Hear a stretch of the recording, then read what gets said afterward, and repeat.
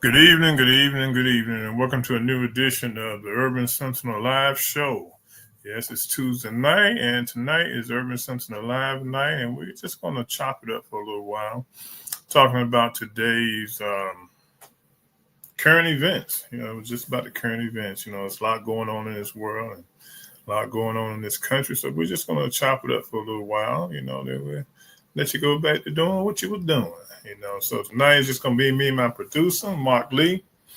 How's it going? You got a new extension to the family, if I remember, which is part of the reason we haven't had these shows. But of course, we've had other things going on the political landscape and all along those lines. But I know you just got that new addition to the family, so you definitely got folks adding to the Kearney lineup and all along those lines. I remember Kearney in my town, so I got to find out if Miss because she was one of my classmates and everything like that. So I got to see if Sheena Kearney, I believe was her name. It was definitely one of the S names, either Sheena or Sheila. But they grew up in Warrenton, but they spelled their name the same way that you did. And as I recall, I think they had some relatives up in the Northeast, like the Maryland, D.C. area. So they might be related to your Kearney family as well. Right. So that they were part of my class of 80. So they graduated from John Graham when I graduated and all on those lines. And I think they went to Central. And I know you spent some time at Central too. So I think, if I remember correctly, her and Miss Plummer, Chanel Plummer, if I remember her name correctly, and everything, they all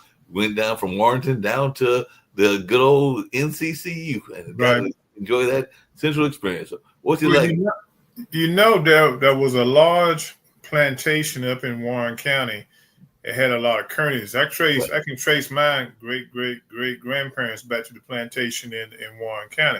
Okay. So they're from Warren County. I'm sure somewhere they were part of that group of individuals that were enslaved on that plantation in Warren County. He had a large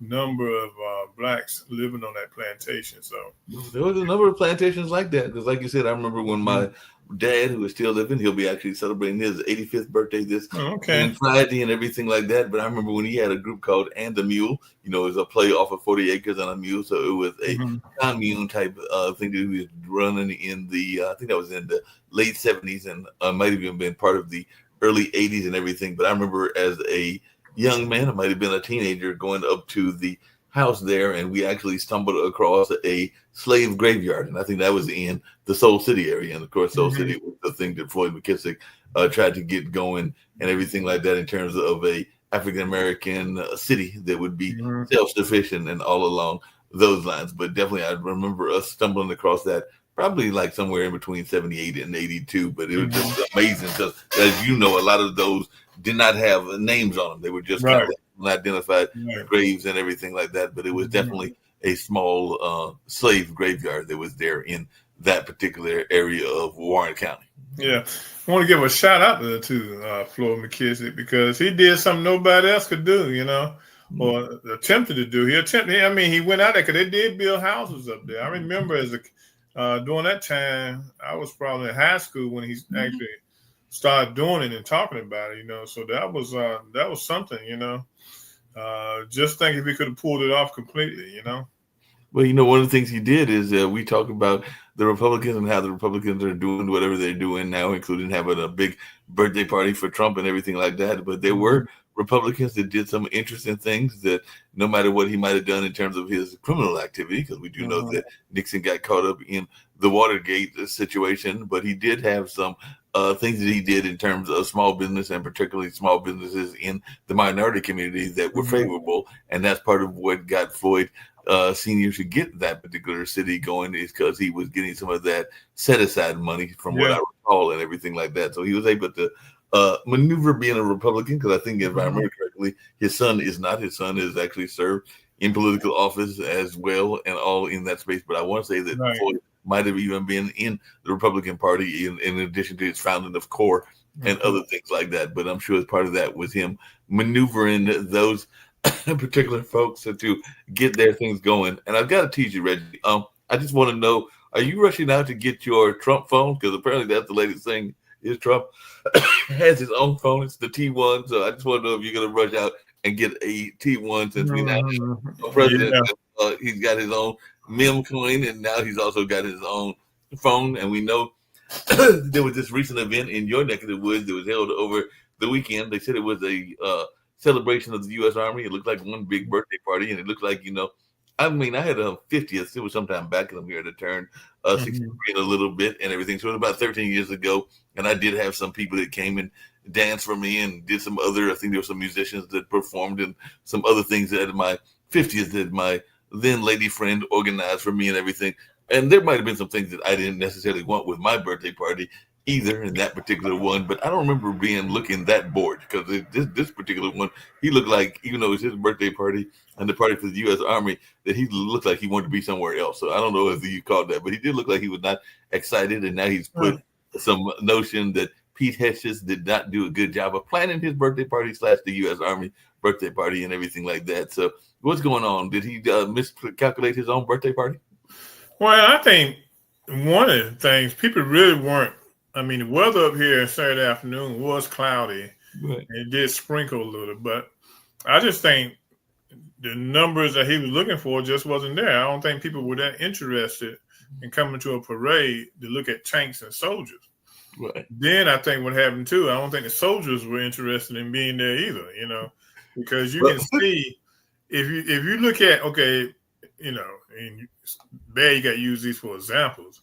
If you look at Russia and you look at the Koreans when they do their march, and even when France did theirs, but still you see enthusiasm, you see a rigidness of the soldiers. You didn't see that there. It was just like they were walking down the street, They were just strolling along, having their own little parade. And I've actually, with Phyllis Coley, who runs the Spectacular magazine, and she still does several parades and everything, but I did organize a Christmas parade and I think one or two MLK parades with her and everything. So I know that there is a method to the madness when you organize a parade. So you usually want to have certain things near each other, and then you don't want certain things near each other because they might create too much of a conflict in terms of the noise and all along those lines. So like here in Durham, you're probably going to put something like the Hillside Marching Band toward the back because, they're going to definitely rock the show, and you probably maybe put Helping Hand in the middle because they're probably going to give you a good show as well. And of course, you'll have some of those dancing troops like the Girl Scouts and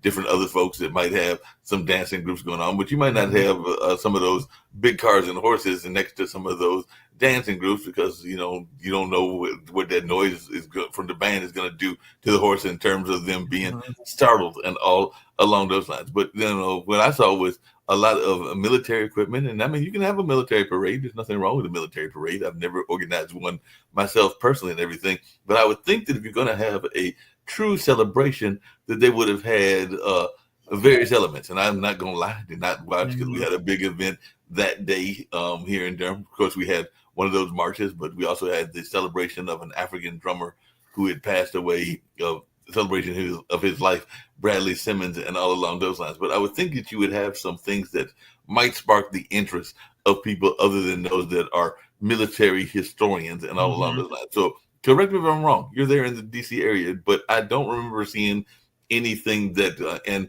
the Boy Scouts and the Girl Scouts are technically somewhat tied into the military doctrine in terms of the way that they are trained and everything like that, and that whole notion of being prepared. But I don't remember seeing any scout troops. I definitely don't remember seeing any drill teams, and drill teams is part of military stuff as well. And I definitely don't remember seeing a number of other things that you might see at a parade, even if it's a parade to honor the Army. A lot of times other organizations will want to honor you as well. I don't even remember seeing any floats. I mean, I heard commercial announcements about like that meme coin that he's got and some other things that are out there, but I don't remember seeing any floats from those organizations as well. So maybe I was looking for a different type of parade and everything. And I do know that there are military parades, but even in the Army, like you're talking about China, even those Army military parades, you'll oftentimes see young kids that are inspired by the Chinese Army, and you'll oftentimes see some of those drill teams and other things that are in there. And I would think that that would be part of it. But that's just me. And I've done organizations of definitely events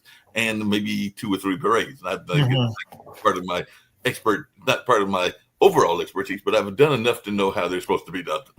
Right. Well, it was a wasted $45 million because what did you get for it? Like you said, it was nothing spectacular about that parade. The way he hyped it up and everything, it's just what I don't see no planning being done. It was just like they just threw it together and said, okay, we're gonna go to Washington, march before the president. That's gonna be it, and we'll come on back home. Yep. And that's all it was. I don't And know, but I think it was more him massaging his ego than anything else. But then he tried to turn around. He tried to massage his ego by going to the G7, and he met with the leaders there. But he only stayed for one day. I think they're still there, and Zelensky is there. But he said he was going to bail, and apparently he's having a conflict because one of his people was saying that he was going to bail because they had to deal with the Israel-Iran conflict, and he said that there was something much bigger coming down, and that it really had nothing to do with that. And so now he's throwing some of his own people under the bus. So he's already thrown Pete Hedges under the bus for the way that the parade was organized, and now I think he's throwing Caroline Levitt under the bus as well and everything. So it seems like he's throwing a lot of his people underneath the bus and everything like that. The thing is, at the G7, he didn't feel like he was a numero uno, right? So he didn't. The spotlight wasn't on him because a lot of those guys don't give a crap about him no more. No. So being that he wasn't the focus. He said, well, I'm not the focus. I'm getting up out of here. Wait a minute. You said he got a little bit of a ego thing going on where he can't necessarily do anything unless he is the center of focus. And we're trying to say that there's a word for that. We got a show here on the network that is called Where's the Love? And it's basically an anti-bully show. And I know that they did a whole segment. I think it was about 5 or 6 weeks. It might have been a little more or a little less, but it was around the whole notion of narcissism. And it sounds to me like what you're saying is that he's got a severe case of narcissism. So hey, they weren't looking at him, they weren't talking to him, they weren't paying attention to him. So he said, like, okay, it's time for me to go. He's like, I'm gonna bounce because it's all about me, and if it's not about me, it's gonna be an issue and all along those lines. Because I've heard, people have definitely been critical, because even on social media, I heard some people that wanted to know some of the things that were being there, including some of the explosives, and I think that might have been with Israel, and even some of the drone technology in some of the places, if they had not got their equipment from the Acme Foundation, which we know is from the Roadrunner cartoon, and all along those lines and everything. And I think one of the tanks that you're talking about, it needed a bad case, and I used to have some in my house and everything, even though I don't drive. But what is that stuff called? WD-40? It looks like it needed a bad case of WD-40 because it was squeaking all over the place. Well, like they said, it was nothing in that parade that highlighted the modern day army, because they should have had drones flying over the place. It's a lot of stuff they could add it to make it more of a modern day, parade. It was just like. Then he didn't like the idea that the tank drivers were waving, to the population and stuff like that. He didn't care for that. So he wanted these guys to be, just statues walking down the street. Marching down the street. Hey, Reggie, let's be clear. That's not really what he wanted. You know, and I know what he really wanted. The man is trying to be a king. That's why they call it the No King protest and everything. So in his ideal world, this is just my thoughts. Tell me if you disagree. I think he really wanted the army soldiers to come up to the station where he was at, because there's usually a viewing station, and I think that in his mind, in the ideal world, every last one of them soldiers would have come and literally kissed the ring and everything like that. So I think probably would have stopped and turned around and saluted him. None of that stuff happened. He didn't get he wanted to put on a parade that was going to be better than what the Russians or the Koreans have done, or the French have done, or Great Britain has done. That's what he was looking for. He didn't get what he was looking for. The optics were never there. It was like somebody woke up Friday morning, threw everything together, and said, "Okay, let's go get this march out of the way and get it done." Yeah, that's what it looks like. And we're going to get into some other politics, but I do have a question to ask you about sports, but it ties into politics because Pascal Siakam is, or a person probably mispronounced his last name and everything, but he is from Cameroon. His team is down 3-2. They'll see whether they can tie it up on Thursday and everything along those lines. But his country just got it added to the list because apparently there were about some additional countries, including I think Ethiopia and a number of others that got added to the list that were African countries. So what is it with Trump? Does he not like black and brown people and everything like that? I think a bunch of other countries, including Cameroon. gotta look at it. He grew up in a family. His daddy was a KKK. His daddy was very prejudiced, and didn't care for blacks. And Trump is the same way. Trump has cared for blacks because it has benefited him. Okay, Mike Tyson. All those guys he hung out with. Those guys, he likes hanging out with celebrities because in his little small brain, he feels like celebrities aren't that smart. Right. So, but he doesn't want to be around intellectuals, okay? Intellectual blacks, because hey, that makes him look stupid, okay? Which he is anyway, but it makes him look stupid. So that's the problem you have with him, okay? And yes, he doesn't he doesn't care for black or brown people.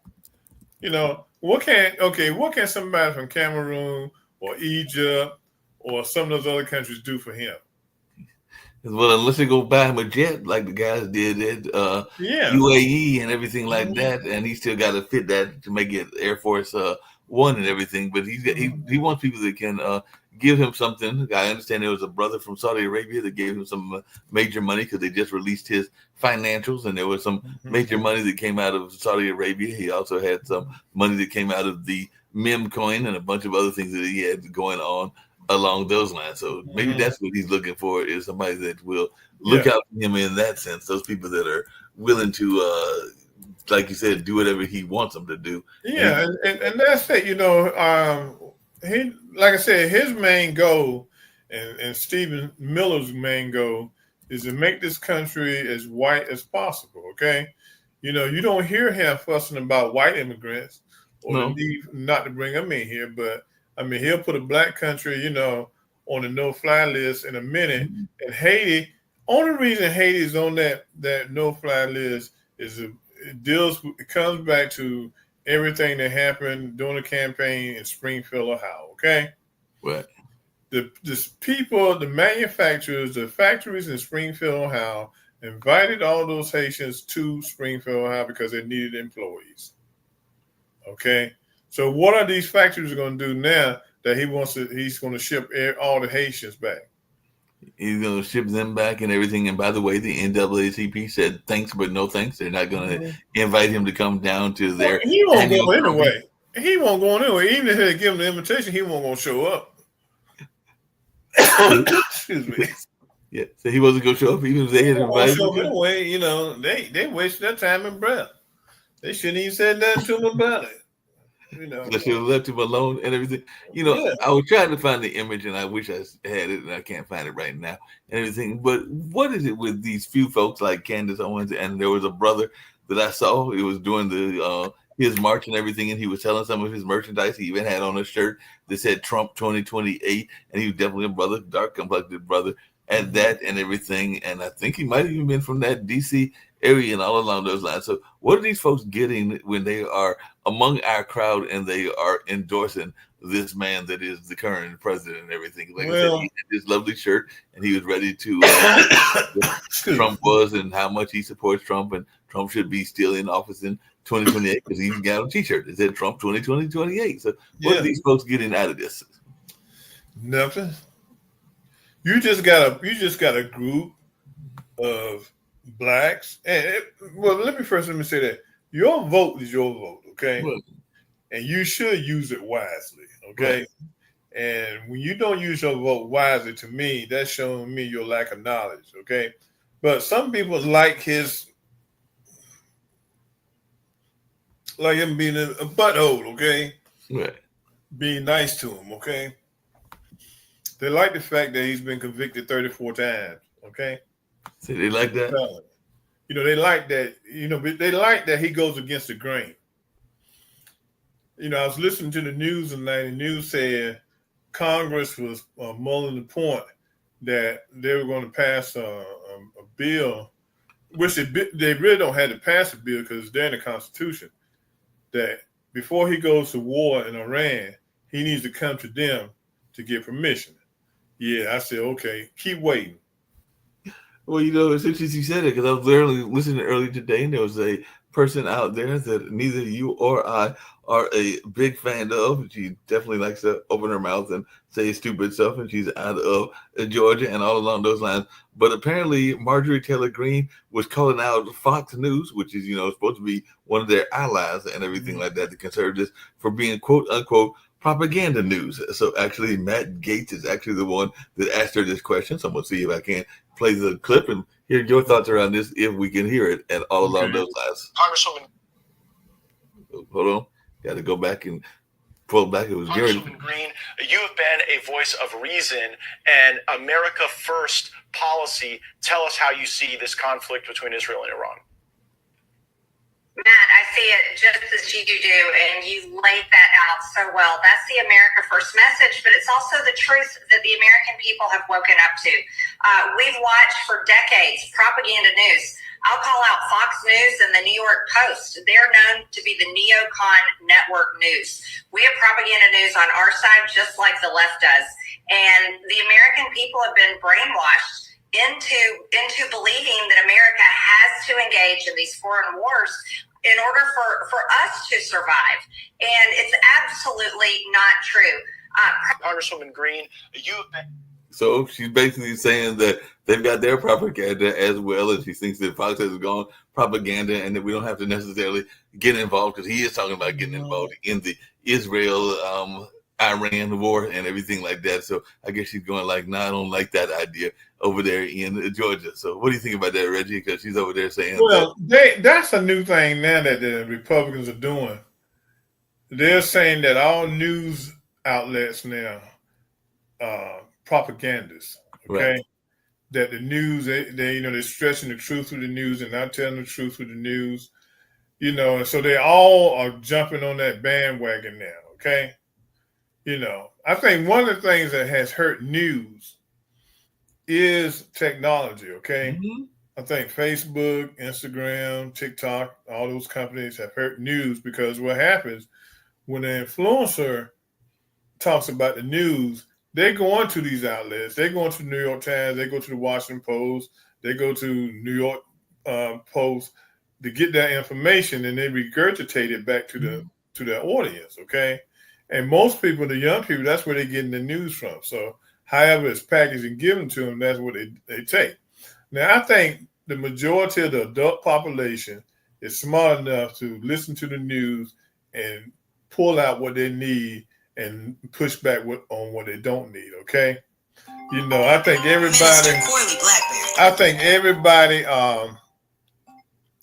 everyone picks and chooses their news outlet and what they want to listen to, okay? And I don't think none of them pushing propaganda. I think you choose what you want. If you decide you want to listen to Fox News, then that's what you listen to. I'm not a fan of Fox News. I'm not going to listen to it. So I'll never be my thoughts will never be built on what Fox News says. And I'm pretty sure Fox News people aren't going to listen to read the Washington Post, because they don't want their news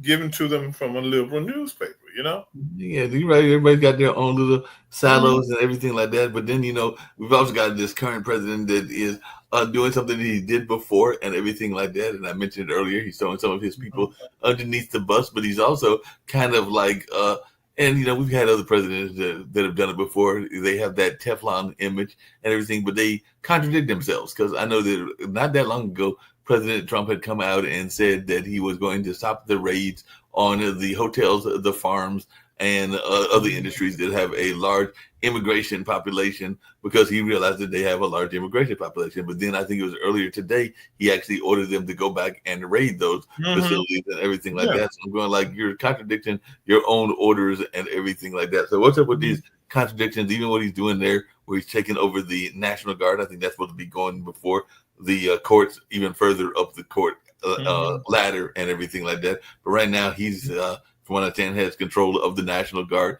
They're in California. They're trying to enforce these ICE raids and everything. But, there are certain industries that if they raid them effectively, they could probably hurt those industries significantly. And those three industries are definitely the ones that I mentioned. If you go to any hospitality, I know you're up there in the DC, Baltimore area, and I'm sure if you go to any hotel there, whether it's a low end or a high end hotel, a lot of the workers and a lot of the people at the not the front end because that's management, but like the service end of the industries are probably people of a brown background. I know that's the case in the construction industry. That's here in North Carolina. That's in a number of other places as well. And we know that a lot of farming is done by people that are of a migrant background, particularly in states like Texas, Florida, and others that have a large migrant population, even here in North Carolina and everything like that. So that could definitely impact us and even raise our food costs and everything like that. So what's your thoughts around his nature of what he's doing with these ICE raids? The way he's carrying out these raids of juvenile, okay, I could do a better job than what he's doing if that's what your objective is, to get rid of immigrants. But the thing is, they're so reckless, okay? That it's just like the guy that the New York City comptroller today. Right. He's a lawyer also, and he had taken his client to court. The judge had thrown the case out and said, okay, you don't have no problems, okay? But ICE was sitting there waiting for the guy to come out of court so they could grab him, detain him, and send him out of the country, claiming he's an illegal immigrant, okay? After the judge said that it's no problem with you staying here, okay?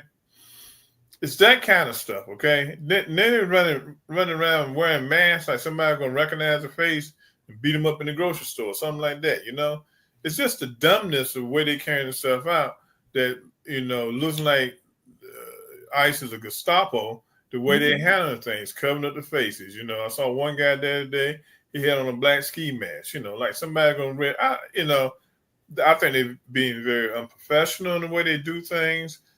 There's no control. They're just doing it, okay? Now, during his 8 years in office, Obama shipped out about 3.7 million people, almost 4 million people. Did we hear anything about that? No. He was actually the deporter in chief. He was the biggest deporter, bigger than both Trump in his first administration and bigger than Biden and everything. But we barely heard about it, and that we heard nothing about it. I didn't until the figure came out years ago. I never known he had shipped out that many people. That's what I'm saying. We didn't know he was the deporter in chief until fairly recently and everything. Yeah. But in terms of the numbers, that wasn't even reported until, like you're saying, much more recently and everything like that. So you have little Pinocchio wants to get those same kind of numbers, but he's going by it wrong. Just go get him.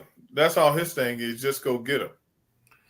And speaking of going to get him, and I see you've got her behind you and everything like that. And of course, there's been all kinds of rumors as to whether Michelle will ever run for president and whether they will stay together and all along those lines. But they did have a milestone. It actually took place about 6 days ago because she is a Gemini, much like my parents, both mom and dad. But the Obama daughter just recently turned 24. Hard to believe it, but she's had her 24th birthday and everything. So we saw her grow up in the White House and everything like that. Malaya was 10 and Sasha was 7, which means that actually Malaya will be actually 27 and everything like that. And it seems like they are trying to identify and come up with their own identity because there's even been some conversation about how she's dropped the Obama name, and apparently the parents are okay with that and all along those lines. So I just wanted your thoughts around the Obama legacy as it continues with their kids and everything. And we know that we've even got people speculating on the flip side that Byron Trump may be the future of the Trump dynasty because, like I said, that gentleman was talking about a 2028 Trump election. Maybe he's talking about Barron running, even though he can't run legally because they'd have to change the rules in terms of the age limit and everything like that. But I just wanted your thoughts around this person that we saw grow up in before our very eyes, just like we saw Chelsea Clinton grow up before our very eyes. I think the kids, the young adults they are now, they're looking for their own identity, okay? And that's just basically it. They don't want to go in, and I think both of them in film and journalism, they want to go get their assignments based on them. They don't want to walk in there and somebody say, "Oh, you President Obama's daughter," and they get the assignments. I think they're just trying to plot out their own identity. their own path, you know.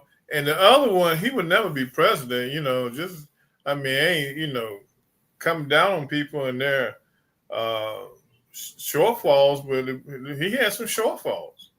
Yeah, Okay, you know, he's always been a needed kid, you know, and I mean, you don't need someone like that, you know.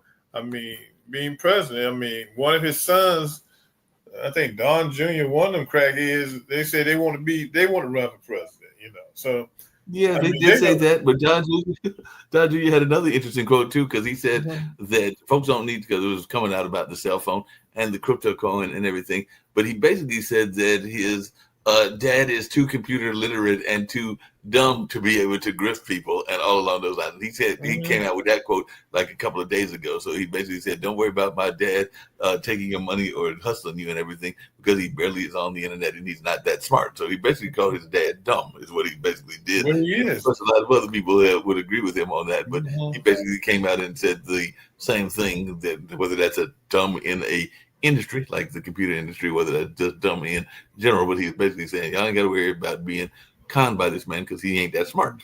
Yeah.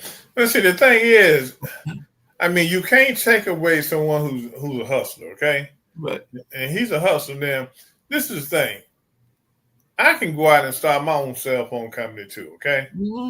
Because all he's doing is leasing the cell towers, leasing space on maybe Verizon or AT&T or somebody out there is providing him the waves to use, okay? They're letting him plug into their equipment, okay? All right. And he's probably getting them cheap phones made over in China. Yep. Okay. He ain't gonna never say that, but I'm pretty sure they're being made in China. Oh, I'm sure. You know, but he has a group of people in his little cult. Oh, they're gonna throw their other phones in the trash can. Just go out here and buy a phone from him. Yep. I mean, you got to give it to him. The man is a hustler, you know. He's a hustler, boy. He know how to make that money. Can't do nothing else. He's screwing up the country, boy. But come to make $1, he gonna make $1. Yeah, apparently he's doing well. And speaking of people doing well, there was a article, I think it was in Hello Magazine. It was talking about since leaving the White House, Michelle has worked on several projects, both with or without her husband, including the release of several best-selling books, the foundation of their joint production company, which has an Oscar-winning movie already, and most recently the launch of her new podcast with her brother, Craig Robinson, IMO. So she said, we start actually going, what am I doing? What am I doing this for? She further reflected, if it doesn't fit into the sort of stereotypes of what people think we should do, then it gets labeled as something negative and horrible. So even though they are definitely out there doing their own thing and are definitely continuing their own legacy even after leaving the White House, then people want to stereotype them and think that they are doing something negative and everything. Because even she said, as much as she enjoyed her newfound freedom since leaving her role as First Lady back in 2017, she said that's the thing that we as women struggle with, disappointing people. I mean, so much so that this year people couldn't even fathom that I was making a choice for myself and noted that they had to assume that my husband and I are divorcing. So there was a lot of this assumption just because she's out there doing things. As a former attorney continued, this can be a grown woman just making a set of decisions herself, right? But that's what society does to us. Since leaving the White House, she's worked on those things that I'm talking about and everything like that. So apparently, because she is being an independent woman, then people are making the assumption that there must be something wrong in the Obama house, even though my understanding, she was independent when they first met. And all along those lines, back in those days in Chicago and everything like that. So it seems like she's always been independent. Making these stereotypes. But that's how people roll. You know, they roll with the negativeness. You know, they definitely roll with the negative. Speaking of rolling with the negative and everything, what? Because I guess mentioned earlier, you did have that grandkid of yours that was born. I can't remember which one it was, and everything like that. Two boys. What advice will you? Because I was talking to this. I've got my two nephews that'll be in August, so that's not that far away. It's 2 months away. They will be turning. They were born in 2008 and 2009, so they'll be turning 16 and 17 in that particular year and everything, and they're getting ready to graduate from high school and then go into further into adult life and everything like that. And I know I've had this conversation with several friends of mine that are not encouraging their kids to necessarily bring them grandkids because they don't know what the kind of world these kids are going to be coming into and everything. And I know that sometimes life does what life does, and you never know what relationships will bring you, including the grandkids and everything like that. So as you're now that you have grandkids, what advice will you give to them as they develop in this turbulent world? So when you're able to give them further advice? These grandkids are number 5 and number 6 because I actually have 6.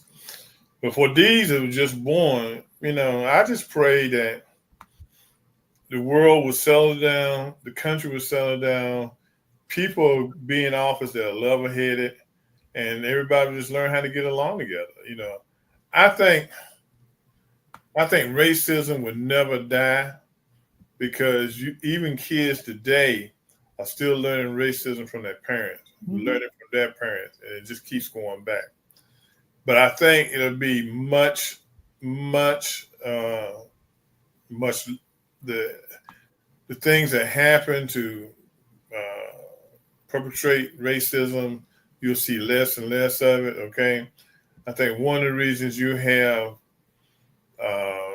Trump trying to push back on people of color is because he knows, and they know, if people of color become the majority, they're just out there. Okay, they're just citizens of the United States, and that's what they don't want. But I still think it's going to come.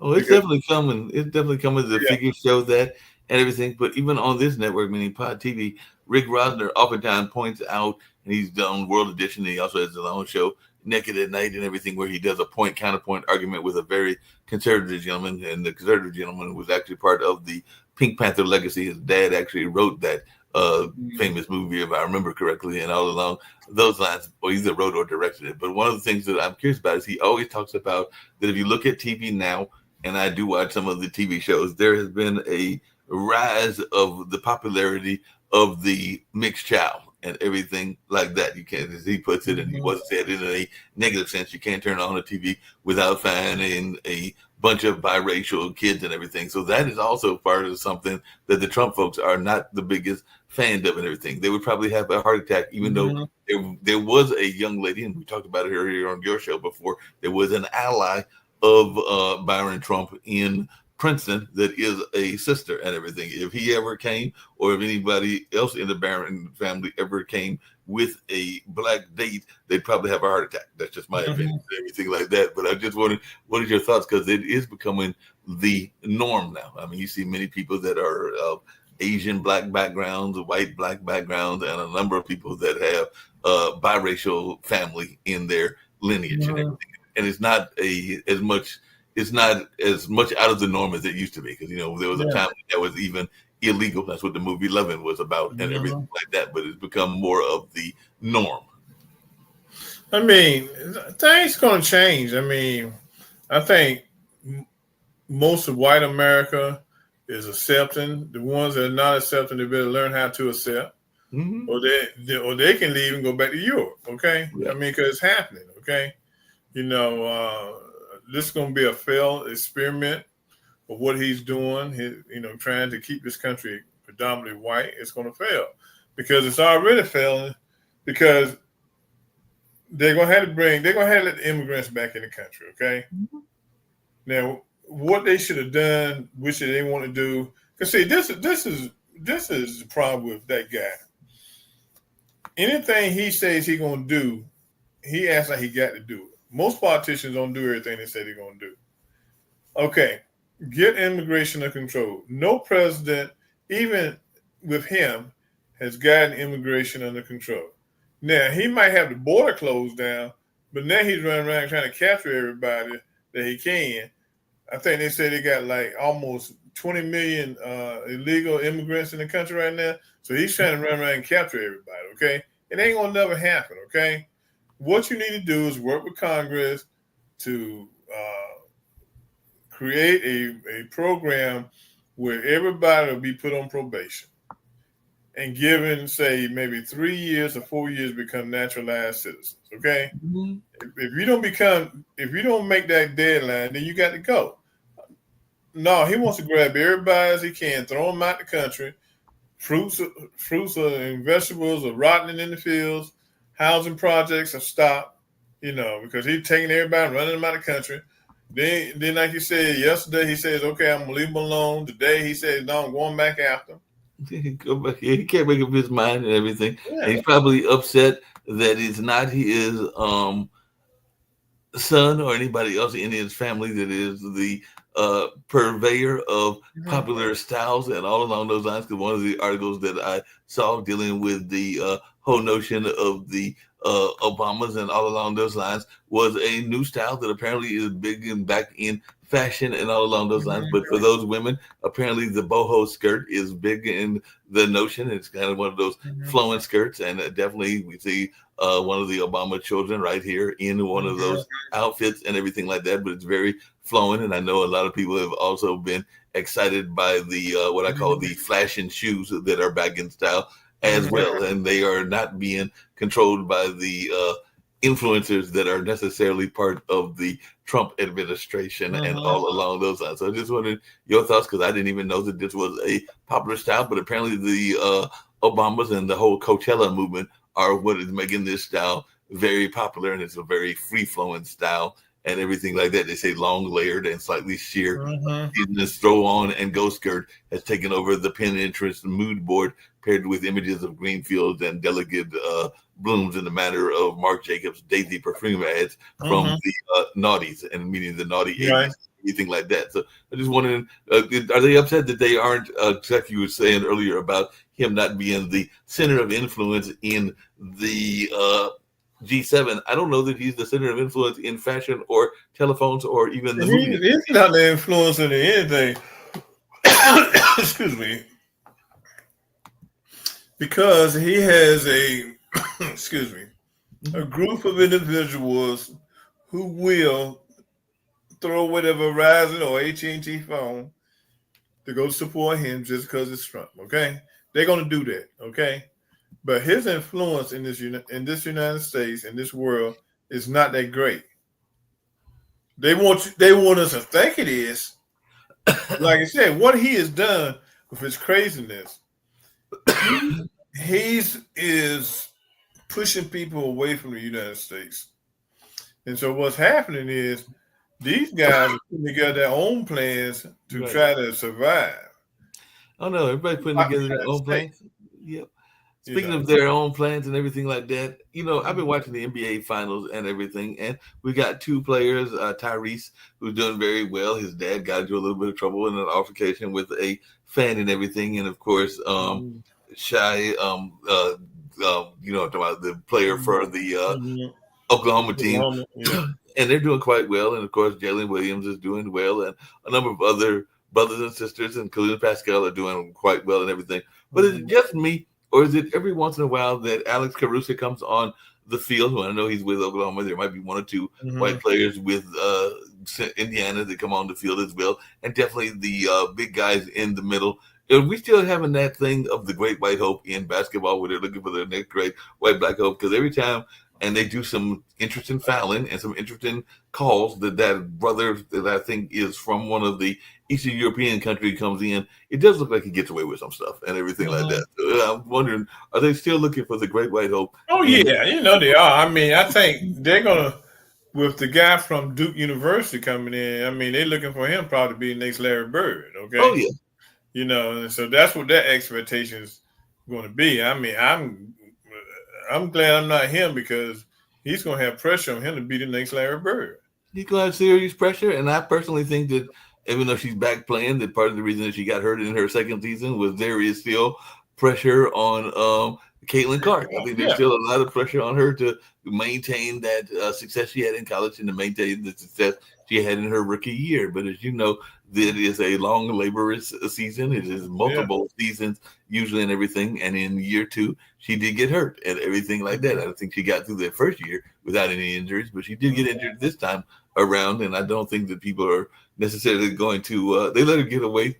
Speaking of sports, they let her get away with some things, including some calls, and they were maybe even being gentler to her that first time around. But I think Angel Reese and the others are like, nah, this is the second time around. You can't get away with some of those things you got away the first time around and everything. But yeah, he was definitely the great white hope in that sport and everything like that. And definitely there were some people that were trying to get her in that sense. And speaking of great white hopes, we got a major, because I know you've had some guests on that have been from Georgia, and we've talked about this gentleman and everything like that.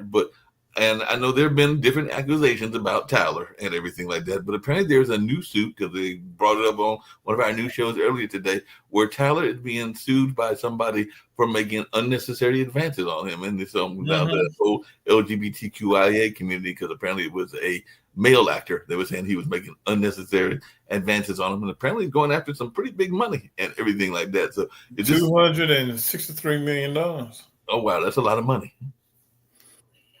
But if Tyler come get him $1 million, he'll take it. Okay, right. Let out of court. Okay, I read the article, and a lot of people think that this guy has been hanging around Tyler for all these years, just setting him up. Okay, right. Big payday. But this is the thing: if it comes to fruition that those text messages are indeed off of Tyler Perry's phone, he done. It's a done deal. Okay, it's a done deal.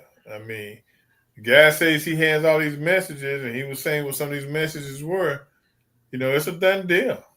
But isn't that the problem with a lot of folks? I mean, I've even been guilty in my courting habits and everything. You get into the habit of doing some flirtatious emails. You might even get into the habit of doing what some people call sexting and having conversations along those lines and everything like that. But that's dangerous. Mark, you're a poor black man, okay? Yes, ain't no woman gonna be upset because you go off on a deep side with some craziness, okay? Right. Then if you was a rich black man, you did that, you're gonna get sued for harassment and you're gonna lose some of your money, okay? You're gonna lose it big time. Exactly. Yeah. I mean, everybody kind of knows what Tyler's preference is, okay? Right. Now, if Tyler was a poor black man, this wouldn't even be out there. No, wouldn't be out there. But I got to ask you this, because I brought it up with one of your past guests who I know is into this space, the erotica space and everything along those lines, one of your authors and a couple of your authors. I am oftentimes amazed when I look online, and you can go on different sites. There's a number of them that are out there and everything. And there is a major community, including a major black community of folks that are in that whole swinging society, for lack of a better term. And I am amazed at how many people, for as much as we talk about this being a Judeo-Christian society, are into the fringe elements of society. I'll just leave it at that. And we're not even talking about the furries and some of the other even more fringe elements, but you can go onto some of them sites and you see thousands, if not hundreds of thousands of people that are into very different things. I mean, I've definitely seen some folks that are into nothing but spanking and all along those lines. So there's just crazy the amount of people that might be in the what some people would consider abnormal behavior and all along those lines. But it's more probably popular than we think. I remember years ago when Central had its radio station and everything like that, we did a birthday party. As a matter of fact, I think they're going to come up on a major birthday party coming up soon. It might be like the 30th or something like that. But they've been around now for a few years. But this was in the early stages, and Jerry Carter, I think either early this year or last year, passed away and everything. But I remember we went to the birthday party. I think we had Frida Payne playing and everything. And there was another event at this particular hotel. The hotel doesn't exist. I don't even think the building exists anymore now that I'm thinking about it and everything. But there was another party going on at that same time and everything. And me being the journalist that I am, I remember asking them, what are y'all here for? Well, who are you? And they told me that they were teachers, they were lawyers, they were police officers, they were a number of people that were in various professional fields. And I said, well, what are y'all here? I'm here for the birthday party for the North Carolina Central University radio station, and we got this music going on, and y'all are in the other room where there's a swimming pool and everything. What are y'all here for? And I remember the young lady, and I think the young gentleman, telling me, well, we're here for the wife swapping party and everything like that. So we're not talking that long ago. We're talking like probably the 90s or the mid 90s and something like that. But they were literally there for a wife swapping party in the heart of the Bible Belt. We're talking North Carolina and everything, but they were here to swap their wives and everything. Now, I don't have a wife, but if I had one, I'm not trying to swap her. Man, it's just the world we live in. I mean, it's just the world we live in. People, they had their own set of morals, their own set of beliefs. I mean, like I said, I hope Tyler gets through this situation, but I think he's put himself out there. I think you tend to, when you behind closed doors or you're away from the cameras, you will drop your guard, okay? Well, and apparently coming back to Trump, that's what one of the most famous people said, because apparently it was a recent article. I don't remember having pulled it up, but somebody brought it up to my attention and everything, that Monica Lewinsky definitely got engaged in sexual activity with Clinton. He might not have smoked it, but he might have done something else with it and everything along those lines. And even she said that apparently some of the people in the Trump administration and in the White House in general don't know the rules of engagement. And this is something that she recently came out with. Clinton said he did not engage in sex, okay? Right.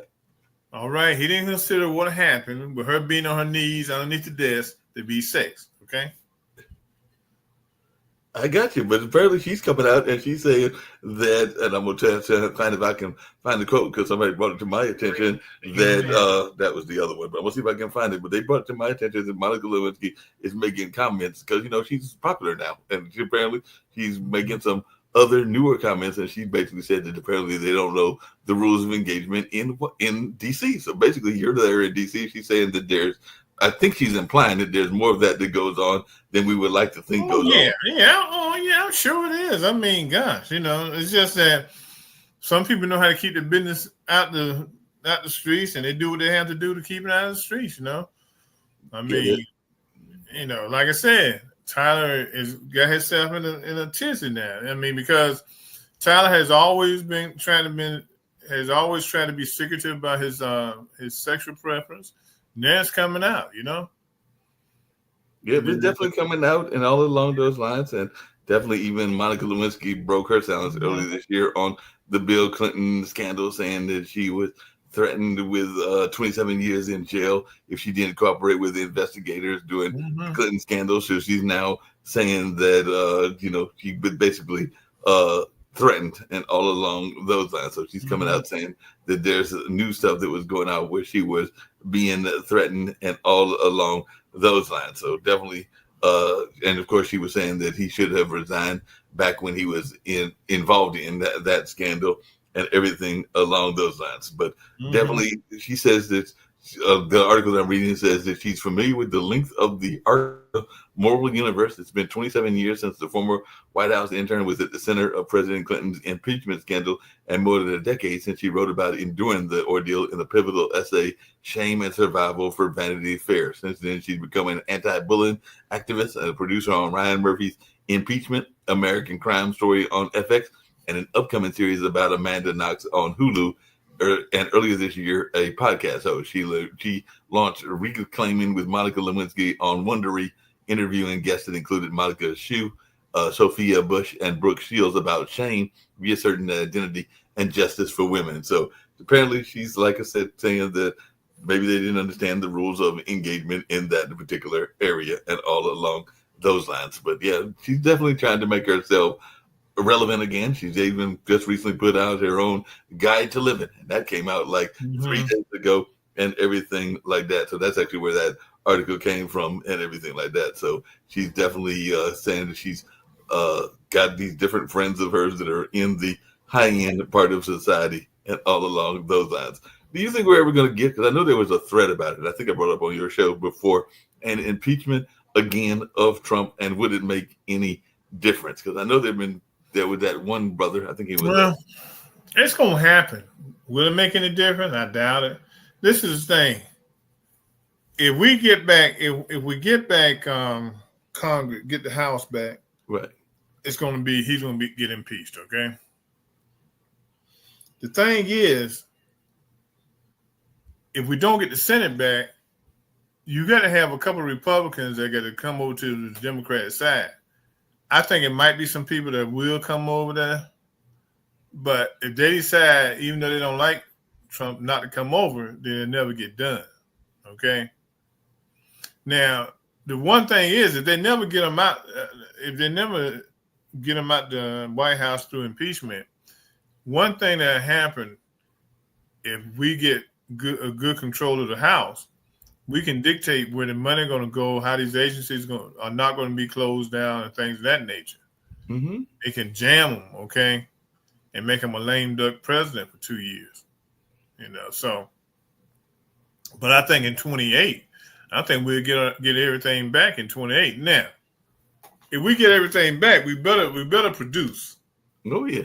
Because if not, in 32, they're gonna be right back in charge again. And that's what it seems like. There's a lot of flip flopping back and forth, and now there's this whole new movement about trying to get an independent party. I did see that Karine Jean-Pierre, with the press secretary, and comes out of the LGBTQI community for Biden. She just recently came out and with her own book that is detailing what happened to Biden and everything along those lines. And she has also now declared herself an independent. So she's now saying, I'm tired of the Democrats. I really don't want to join the Republicans. So she's now declared herself an independent. So you got a lot of people that are going like, I don't like either the Republicans or the Democrats. So I'm going to go my own route and everything like that. So is this going to be the new trend? We're going to have more and more people that are basically like, I don't like either party. Well, I know a lot of people who don't. I know a lot of people who, I've even thought about just becoming an independent. I mean, because neither party is worth nothing really no more. Nobody's getting nothing done. I mean, if you look at what's going on right now, Republicans have control, but what have they gotten done? Not a thing.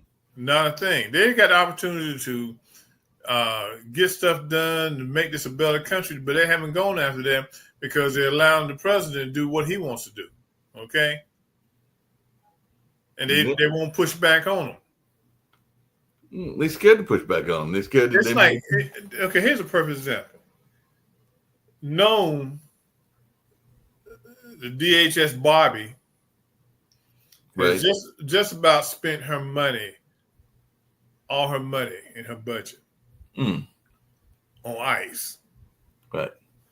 Now, when you get your money is appropriated. It's appropriated into different pots in your area, okay? Mm-hmm. You can't take money out of the A pot and put it in the B pot, or take it out of the C pot and put it in the D pot. You have to spend that money on what they've told you to spend that money on. You're listening. And she hasn't done that. She has taken her money and put it all in ICE and immigration, okay? And they don't care. And Congress has not gone back to correct her and say, look, you spent all your money. That's it. You're not getting nothing else. But, hey, they let it fly. So they're letting your boy do exactly what he wants to do. And it's killing the country. It's killing the country. So, and like I tell people, democracy is doomed.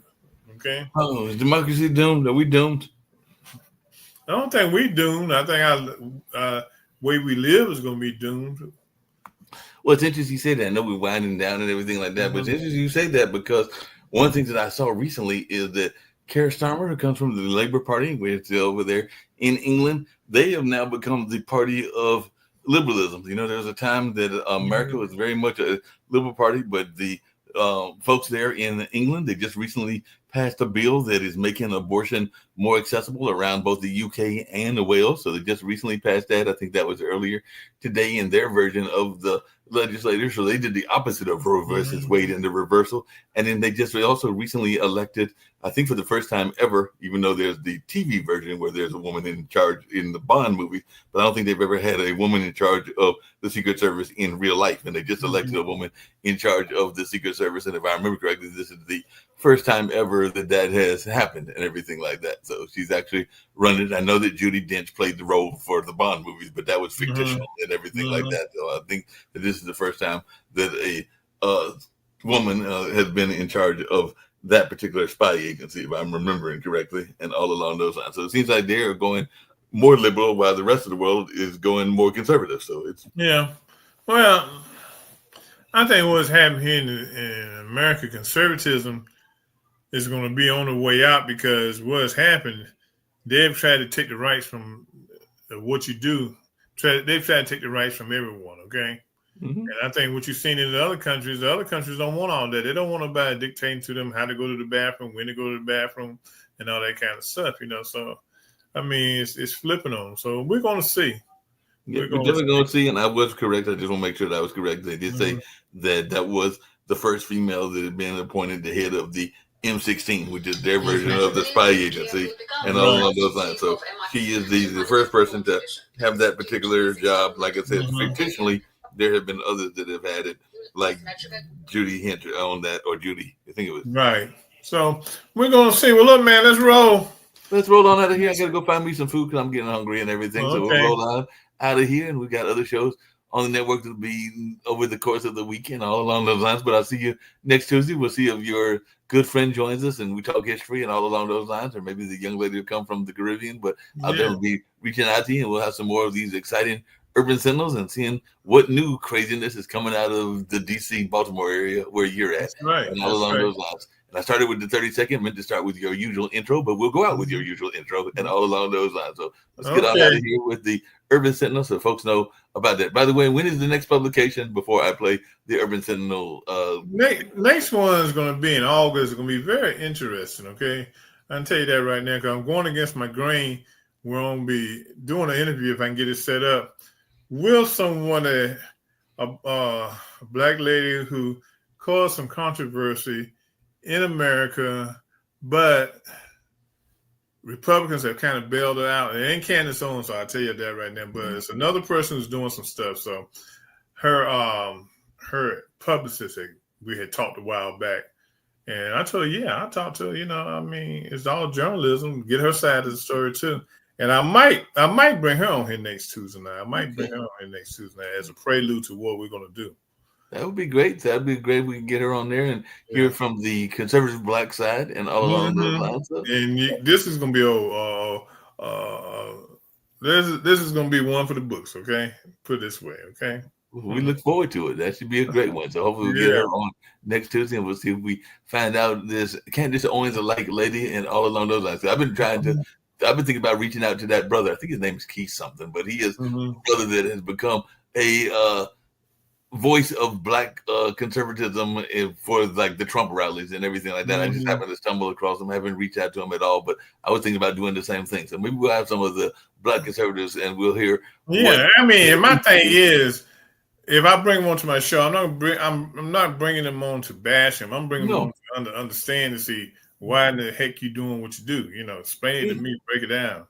Yeah, that's what I want. The same thing with that brother that I was talking about. I want to know why he thinks that Trump is the best thing since sliced bread. Not to say that he's wrong. I want to learn and everything. One of the best interviews I ever did was a guy, and I can't think of it. It's actually on our list, meaning the Pod TV list up there, have videos and everything. But it was, and I'm thinking, Old Demigard, I think is his name and everything. But he's one of those conspiracy theorists that believes in the notion of the Illuminati and a number of other things. But like I said, I did not, and I've had others that I've had on shows that I've done, not on this show, but other shows, but I did not knock their views. I just wanted to know why they had the views they had. I even had an interview, you'll love this, and then I will get us out of here. I think about maybe 4 or 5 months ago, I had an interview with a flat earther, and I would just want to know why he thought the earth was flat. So I didn't argue with him. I just wanted to hear his reasoning, and he gave some scientific reasoning for the reasons he thought the earth was flat. And like I said, I just wanted to learn his rationale, and I did. He did his rationale. Right. Okay. Well, look, everyone. This has been Reginald Kearney and Mark Lee on the Urban Sentinel Magazine live show. Saying good night to you. We'll see you next week, and we'll chop it up again next week. To then, be safe and have a good rest of the week. Do the same.